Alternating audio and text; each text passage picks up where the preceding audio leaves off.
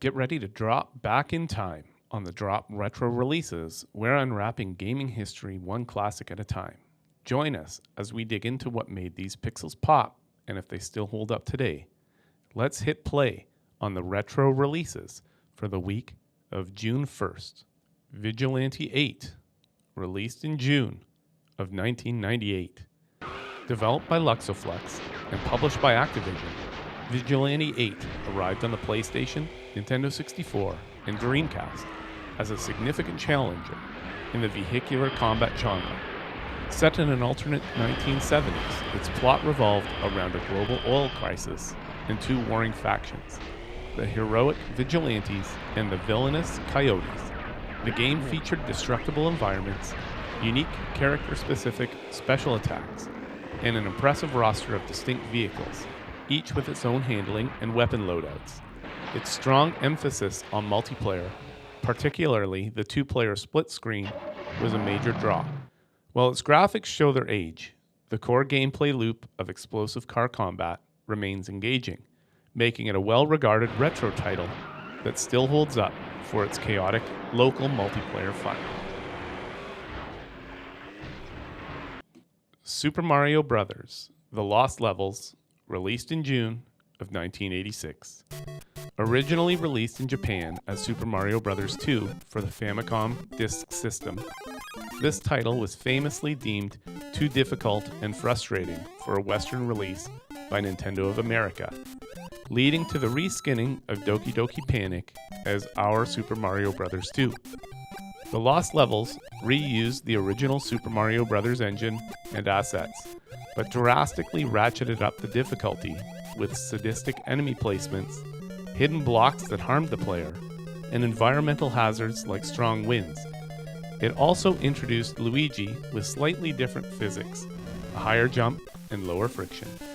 Historically, it's a fascinating look at Nintendo's internal decision-making. Today it stands as a hardcore curiosity.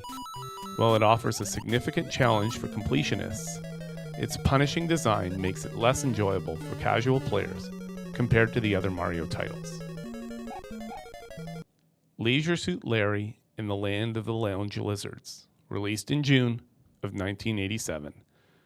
Created by Al Lowe and developed by Sierra Online, Leisure Suit Larry in the Land of the Lounge Lizards was a groundbreaking point-and-click adventure game known for its adult humor and themes.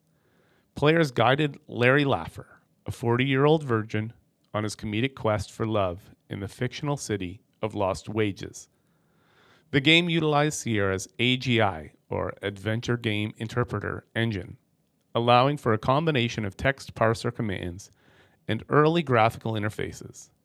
Its risqué content, including a mandatory age verification question at the start, was revolutionary for its time. While some of its humor and cultural references are now dated or problematic, the game's influence on adventure games is undeniable.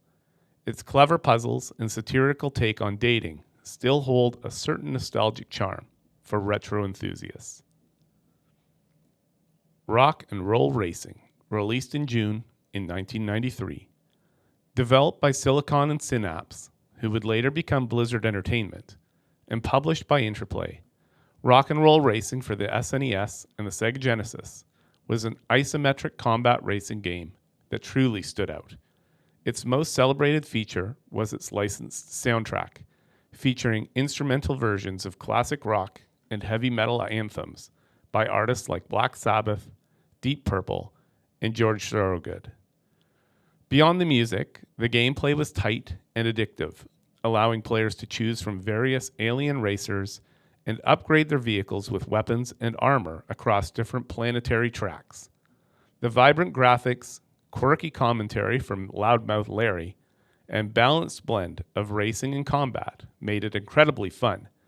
Rock and Roll Racing remains highly replayable today due to its excellent gameplay mechanics and iconic soundtrack, solidifying its status as a beloved retro gem. Stunt Race FX, released in June of 1994. Stunt Race FX, developed by Nintendo EAD with Argonaut Software, was a showcase for the Super FX chip on the Super Nintendo Entertainment System.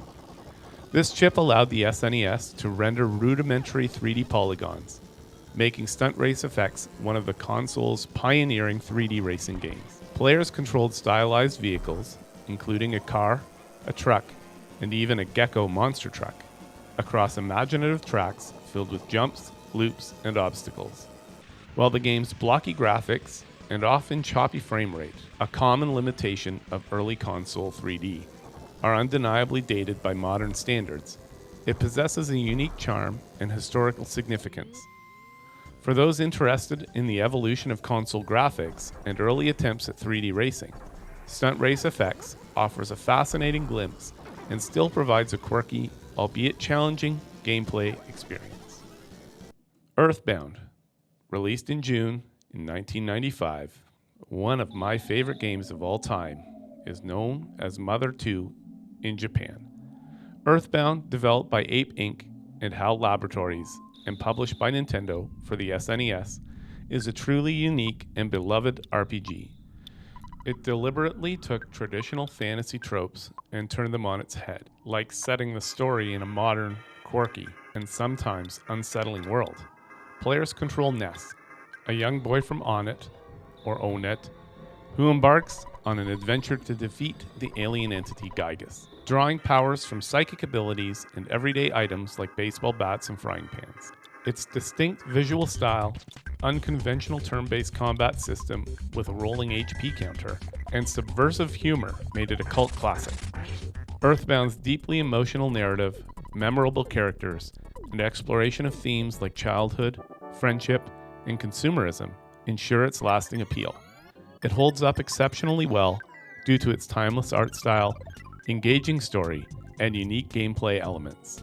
And who could forget that oversized box, the strategy guide, and those awesome scratch and sniff stickers.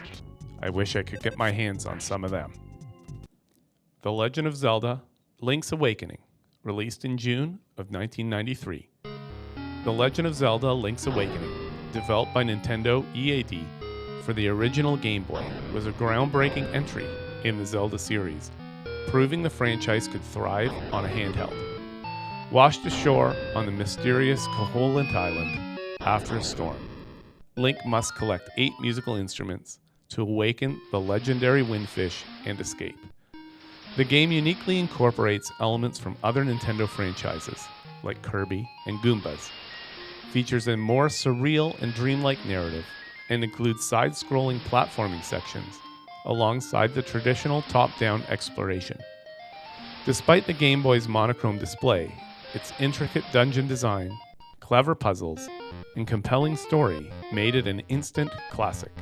Its sense of discovery and creative gameplay elements remain incredibly strong, and it still holds up as one of the series' most inventive and beloved entries, further cemented by its superb 2019 Switch remake. That's all the time we've got for today's retro releases. Looking at the first week in June, there were a ton of classics released throughout history. What classics are you still playing, or which one do you think deserves a modern comeback? Let us know in the comments below.